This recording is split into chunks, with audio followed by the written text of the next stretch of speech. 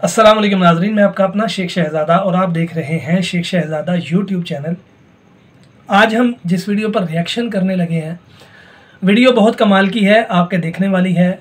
मुकर्रर हैं अल्लामा फ़ारूक ख़ान रज़वी दामत बरकातहुमुल कुद्सिया ऑफ इंडिया।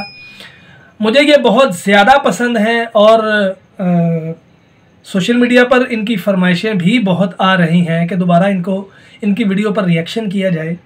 अल्लामा फ़ारूक ख़ान रज़वी पढ़ी लिखी तकरीर करते हैं, सुलझे अंदाज में गुफ्तगू करते हैं। तमाम की तमाम गुफ्तगू मुदल्लल होती है, दलीलों के साथ होती है। बड़े प्यारे अंदाज से, बड़े मीठे से अंदाज से बात को समझाते सुलझाते ऐसा लगता है जैसे किसी ने वो मसला घोल कर हमारे कान में डाल दिया है।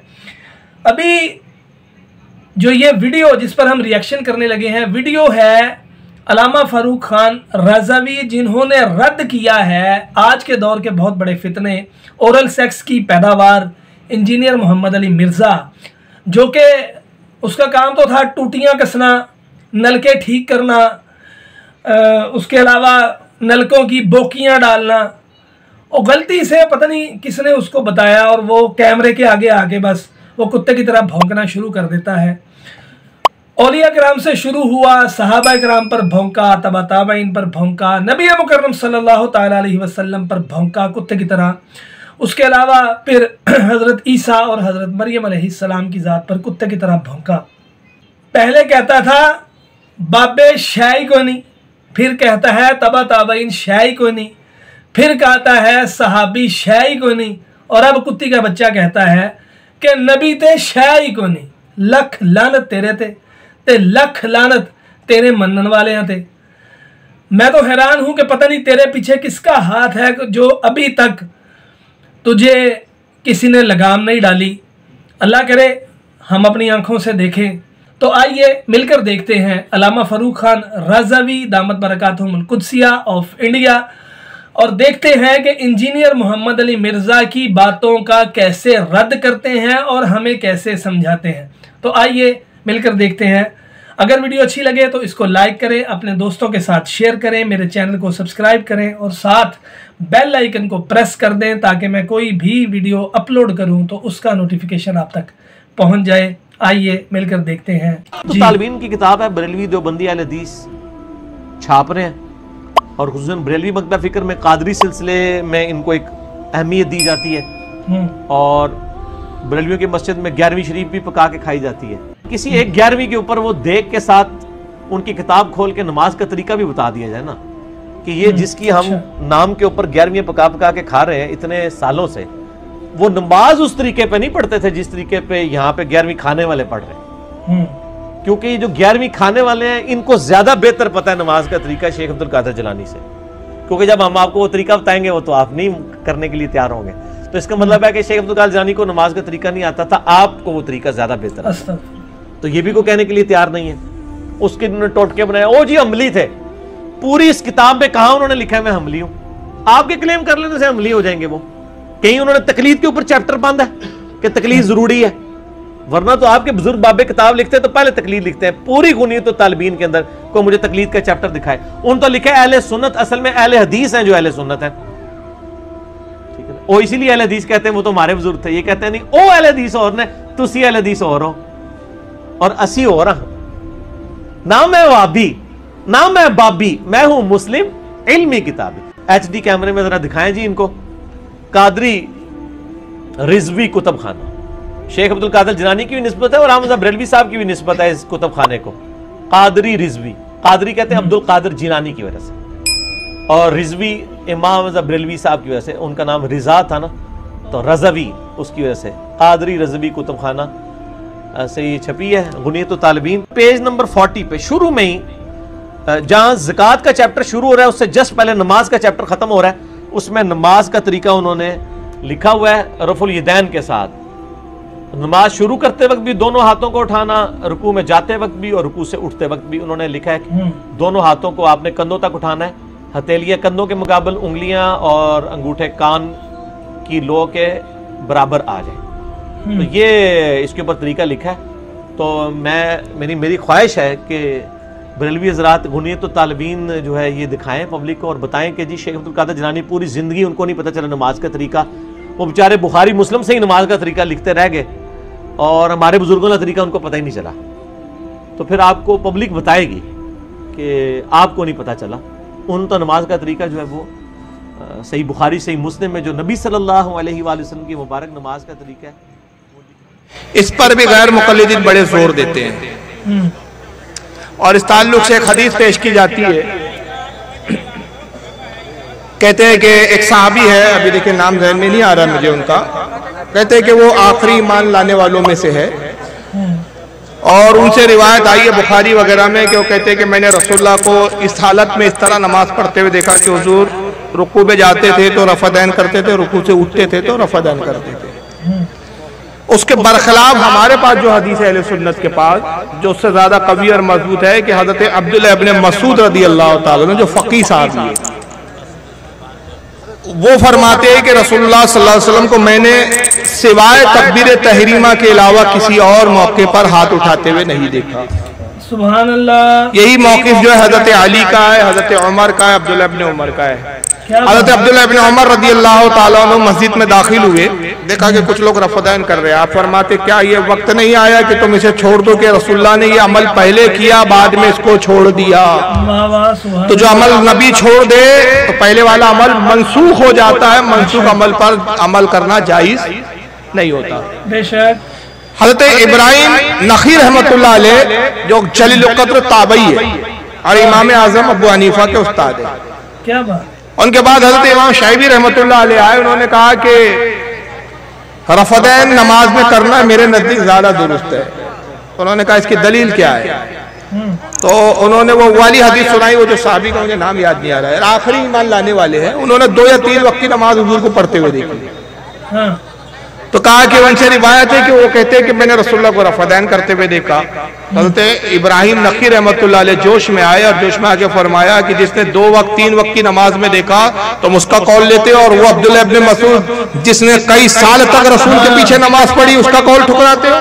क्या बात है, क्या बात है, क्या। और अब्दुल्लाह इब्न मसूद कौन है? फकीह साहबी है, उनका दर्जा उनका मकाम दूसरे साहबा के मुकाबले में, गैर फकीह साहबा के मुकाबले में बहुत ज्यादा है। बल्कि अल्लाह के रसूल ने उनके बारे में उनकी फजीलत में यहाँ तक कहा कि अब्दुल्लाह इब्न मसूद मेरे असहाब में वो है कि वो जिस चीज को पसंद कर ले अल्लाह ताला भी मेरी उम्मत के लिए उसी चीज को पसंद फरमा देता। सुभान अल्लाह, क्या बात। तो उस सहाबी की जब हदीस मौजूद हो तो उसके मुकाबले में ऐसे सहाबी की हदीस पर अमल करना कि जिससे 2 या 3 वक्त ही हुजूर को नमाज पढ़ते हुए देखा, ये मुनासिब नहीं है। इमाम तिरमिज़ी रहमतुल्लाह अलैह लिखते हैं कि रसूलुल्लाह की आदत करीमा थी कि जब आप नमाज में शामिल होते तो जलील क़द्र जो बाज़ सहाबा थे, जो फकीह सहाबा थे, उनको आवाज दे देकर फरमाते कि पहली सफ पे आ जाए, अच्छा, ताकि वो मुझे नमाज पढ़ता हुआ देखे और जिस तरह मैं नमाज पढ़ता हूँ फिर ये नमाज का तरीका उम्मत तक पहुंचाए। उन सहाबा जिनको पहली सफ में बुलाया जाता था उसमें अब्दुल्लाह इब्न मसूद भी है। सुभान अल्लाह, क्या। अब्दुल्लाह इब्न मसूद की हदीस जो है वो हमारे नजदीक ज्यादा वजनदार है, मजबूत है।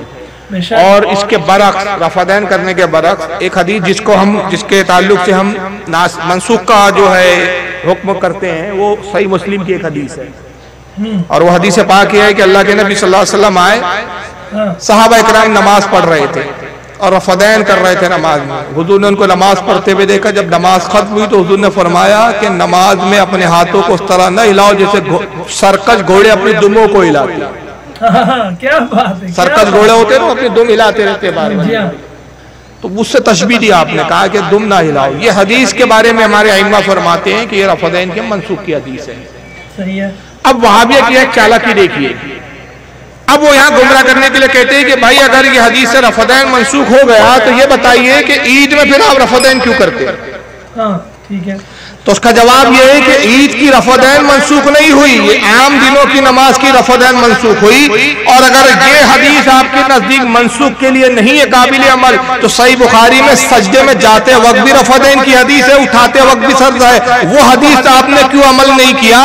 सजदे में जाने से पहले और सजदे से उठते वक्त रफ़ादैन आप भी नहीं करते, तो इस रफ़ादैन को किस हदीस ने मनसूख किया? वो आप हमें बताइए, क्या बात। जबकि वो भी बुखारी में मौजूद है। तो पता चला है कि वहाबी आधा दीन लेते हैं, आधा छोड़ देते हैं, और अल्हम्दुलिल्लाह जो है हम मुकम्मल पूरा दीन लेते हैं, और वही दीन लेते हैं जो सही है और जो नासिख है, मनसूख नहीं है। हम मनसूख पर अमल नहीं करते बल्कि नासिक पे अमल करते हैं। वल्लाहु आलम सुम्मा रसूलु आलम।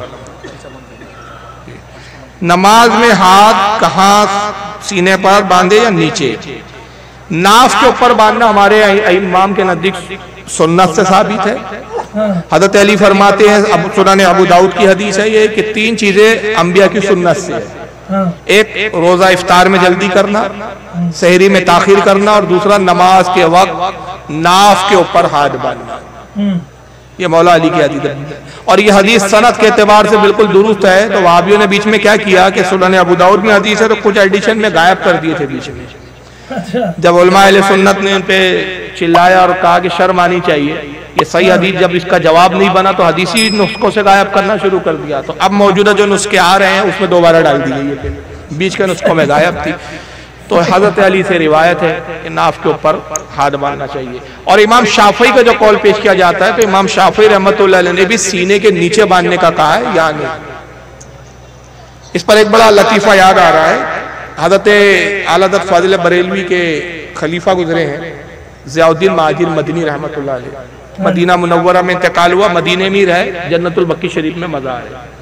एक मरतबा इत्तेफाक से वो कहीं निकल गए, नमाज का वक्त हो गया तो मुरीदीन ने कहा हज़रत मस्जिद है यही नमाज पढ़ लीजिए। हज़रत को पता नहीं था कि मस्जिद गैर मुकल्लिदीन की है, अवाम भोली भाली थी, उनको भी नहीं पता कि भैया वहाबियों की मस्जिद है, हज़रत को नहीं ले जाना चाहिए। अब ले गए तो थोड़ी देर में तो हज़रत को इकामत के वक्त ही एहसास हो गया, जब इकामत में सबके सब खड़े हो गए। हज़रत ने फिर ख्याल किया कि मुमकिन है मैं आलिम हूँ, मेहमान हूँ, तो मुझे ही मुसल्ले पे आगे करेंगे, तो मैं जब नमाज पढ़ूंगा तो फिर चलो चला लेंगे काम। लेकिन इत्तेफाक से वो इमाम जो है बड़ा बदमाश था, उसने आपको मुसल्ले पे आगे भी नहीं किया, खुद ही मुसल्ले पे चला गया। ठीक है। अब हज़रत ने देखा पीछे तो मजमा है, बाहर निकलना भी मुश्किल, फितने का अंदेशा। जैसी तकबीर हुई तो हज़रत ने हाथ ऐसे बांध लिया। आजू बाजू वाले देख रहे हैं भाई ये कौन सा तरीका है, बस नमाज में ऐसी हाथ बांध रहे। फिर रुकू किया, नमाज तो पढ़ ही रहे थे, नियत थी नहीं, उठक बैठक कर रहे थे। जैसे सलाम फेरा तो सामने जो मौज़िन बाजू था उसने इमाम से कहा था ये तो बोले इतने बड़े आलिम है बरेली के अहमद रज़ा खान साहब के शागिर्द, और वो कहते हैं अपने आप को खलीफा। हाल ये है कि इनको ना हाथ का बांधना यही नहीं पता। तो इमाम ने कहा कहाँ बांधा था हाथ? इमाम बोले सर पे। कहा हज़रत ये क्या बात हुई? कहा भाई मैंने देखा कि इमाम अबू हनीफा, इमाम मालिक कहते हैं कि हाथ छोड़कर नमाज पढ़ो, ये ज्यादा सवाब है। इमाम मालिक फरमाते उनके नजदीक, इमाम मालिक के नजदीक क्या है? हाथ छोड़कर नमाज पढ़ना, बांधना ही नहीं। तो कहते हाथ छोड़कर नमाज पढ़ने में ज्यादा सवाब है। फिर इमाम अबू हनीफा कहते हैं नाफ पे बांधो, इसमें ज्यादा सवाब है। फिर इमाम शाफी फरमाते सीने पे तक हाथ बांधो, इसमें ज्यादा सवाब है। अब तो सादा सवाब के चक्कर में यहाँ तक लाया। मैंने कहा आखिरी हद की सवाब की एंडिंग ही कर दो ना, इसके ऊपर कोई सवाब नहीं। क्या बात। तो बहरहाल एक लतीफा है। तो सीने पे हमारे नजदीक सही नहीं है, लेकिन यहाँ सुन लीजिए हम उसका इनकार भी नहीं करते। सीने के नीचे वाले तो साबित है, सीने पर साबित, ये तो बिल्कुल औरतों की तरह बांध लेते हैं यार, इस तरह अजीब और गरीब बांधते हैं। जी तो नाज़रीन, उम्मीद है आपको वीडियो पसंद आई होगी और आपको काफ़ी हद तक मसाइल की समझ आ गई होगी। इसी तरह की अच्छी अच्छी वीडियोस देखने के लिए मेरे चैनल को सब्सक्राइब करें, इस वीडियो को लाइक करें, अच्छे अच्छे कमेंट करें, अपने दोस्तों के साथ शेयर करें। मैं कोई भी वीडियो अपलोड करूं और उसका नोटिफिकेशन आप तक मिल जाए, आप तक पहुंच जाए, तो आपको चाहिए कि मेरे चैनल को सब्सक्राइब करें। मिलते हैं अगली वीडियो में। फ़ी अमानिल्लाह। अस्सलामु अलैकुम वरहमतुल्लाहि वबरकातुहू।